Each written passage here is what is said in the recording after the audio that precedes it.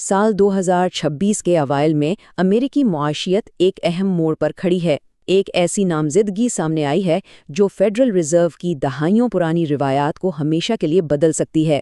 ये सिर्फ एक ओहदे की तब्दीली नहीं है, बल्कि ये एक ऐसी पॉलिसी शिफ्ट का इशारा है जिसकी लहरें पूरी आलमी मुआशियत को अपनी लपेट में ले सकती हैं। और इस पूरी कहानी का मरकज़ है फेडरल रिजर्व की आज़ादी।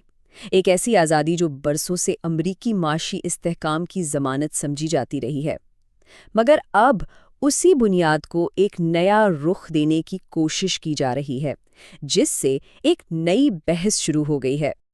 तो हुआ यह है कि मई 2026 में सदर ट्रंप ने जेरोम पॉवेल की जगह फेडरल रिजर्व के नए चेयरमैन के लिए केविन वॉश को नामजद किया है। लेकिन जैसा कि हमने पहले जिक्र किया, ये सिर्फ चेहरों की तब्दीली नहीं है, ये अमेरिका की माशी पॉलिसी की रूह को बदलने की एक गहरी कोशिश है। अब ये फैसला कोई अचानक नहीं लिया गया, इसके पीछे एक पूरी तारीख है।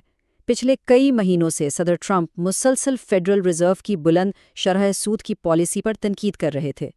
उनका मानना था कि ये बुलंद शरह सूद मुआशी तरक्की की राह में सबसे बड़ी रुकावट है। तो अब बात करते हैं इस कहानी के मरकजी किरदार कीवन वॉरिश की। उनकी नामजदगी इतनी हैरानकुन क्यों है? इसकी वजह उनके माशी नजरियात में आने वाली एक ज़बरदस्त तब्दीली है। एक वक्त था जब वो सख्त मॉनेटरी पॉलिसी के सबसे बड़े हामी थे, और आज उनका मौक़िफ़ इसकी बिल्कुल बरक्स है। इस टाइमलाइन को देखें तो ये तज़ाद और भी वाज़िह हो जाता है। 2008 के माली बहरान के दौरान वॉरिस एक हॉक के तौर पर मशहूर थे। हॉक यानी एक ऐसा पॉलिसी साज जो महंगाई को रोकने के लिए बुलंद शरह सूद और सख्त मॉनेटरी पॉलिसी की हिमायत करता है। मगर आज वही क्यून वॉरिस शरह सूद में ज़बरदस्त कमी के सबसे बड़े वकील बनकर सामने आए हैं। यहाँ जेरोम पावेल और केविन वॉश के दरमियान बुनियादी फ़र्क साफ नज़र आता है। एक तरफ पावेल, जिन्होंने महंगाई को काबू में रखने के लिए शरह सूद बुलंद रखी और फेड की आज़ादी पर कोई समझौता नहीं किया। दूसरी तरफ वॉरिश, जो मईशत को रफ्तार देने के लिए शरह सूद में तेज़ी से कमी लाना चाहते हैं और व्हाइट हाउस के साथ मिलकर काम करने के लिए भी तैयार हैं। ये पॉलिसी और फ़लसफ़े दोनों में एक बहुत बड़ा इन्हिराफ है। तो सवाल ये उठता है कि वॉरिश की तजवीज़ आखिर इतनी गैर रवायती क्यों समझी जा रही हैं? इसको समझने के लिए हमें फेडरल रिजर्व के उन दो बुनियादी हथियारों को समझना होगा जिन्हें वॉरिश एक बिल्कुल नए और शायद मुतनाज़ा अंदाज में इस्तेमाल करना चाहते हैं। पहला हथियार है क्वांटिटेटिव ईजिंग यानी QE। आम ज़बान में इसे मनी प्रिंटर ऑन करना भी कहते हैं। ये वो अमल है जिसमें मरकज़ी बैंक नया पैसा प्रिंट करके हुकूमत का कर्ज खरीदता है। इससे होता यह है कि मईशत में पैसे की गर्दिश बढ़ जाती है। 2020 से 22 के दरमियान हमने इसका बहुत बड़े पैमाने पर इस्तेमाल देखा, और इस अमल का सीधा असर फेड की बैलेंस शीट पर दिखता है। इसे एक रिकॉर्ड बुक समझ सकते हैं जिसमें फेड के खरीदे गए तमाम असासों जैसे हुकूमती बॉन्ड्स का हिसाब होता है। जब बैलेंस शीट बढ़ती है तो इसका साफ मतलब है कि मईशत में नया पैसा डाला जा रहा है। अब इसके बिल्कुल उलट है क्वांटिटेटिव टाइटनिंग या QT। इसमें फेड अपनी बैलेंस शीट को कम करता है, यानी मईशत से पैसा वापस निकालता है। ये महंगाई से लड़ने का एक औजार है, और 2022 से 25 के आखिर तक फेड ने इसी को इस्तेमाल किया। और बस यहीं आकर वॉरिश का वो हैरतअंगेज मंसूबा सामने आता है जो माशी असूलों को चैलेंज करता है।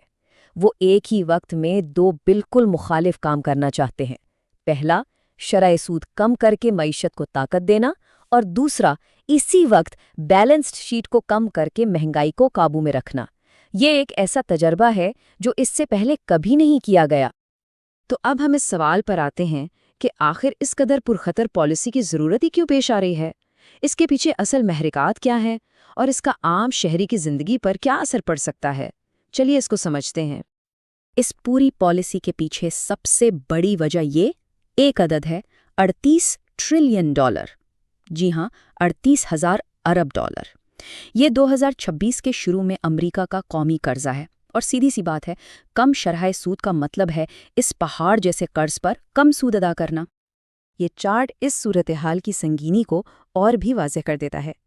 कौमी कर्ज पर सूद की अदायगी अमेरिकी हुकूमत का सबसे तेज़ी से बढ़ता हुआ खर्च बन चुका है। इतना तेज़ी से कि उसने दिफा और सेहत जैसे अहम शोबों को भी पीछे छोड़ दिया है, اور یہ ایک بہت بڑا مالی دباؤ پیدا کر رہا ہے۔ اس پالیسی کے اثرات صرف حکومت تک محدود نہیں رہیں گے، عام لوگوں کی زندگی پر بھی اس کے سیدھے اثرات ہوں گے۔ مثلاً حکومت کو سستا قرض ملے گا، شاید مورگیج اور کار لون بھی سستے ہو جائیں، اسٹاک مارکیٹس کو بھی فائدہ ہو سکتا ہے۔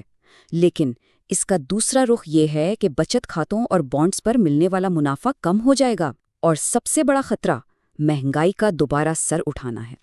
تو آخر میں یہ ساری کہانی معاشی ترقی اور استحکام کے درمیان ایک نازک توازن تلاش کرنے کی کوشش ہے، ایک ایسا توازن جس کا راستہ غیر یقینی اور خطرات سے بھرا ہوا ہے۔ وارش کی تجویز کا بنیادی مما بالکل یہی ہے۔ کیا دو متضاد پالیسیوں کو ایک ساتھ استعمال کر کے ایک مثالی نتیجہ حاصل کیا جا سکتا ہے؟ کیا شرح سود میں کمی سے جو مہنگائی بڑھے گی، اس کے اثر کو بیلنس شیٹ کم کر کے پوری طرح زائل کرنا ممکن ہے؟ مارکیٹیں بھی اسی غیر یقینی صورتحال پر اپنی تشویش کا اظہار کر رہی ہیں۔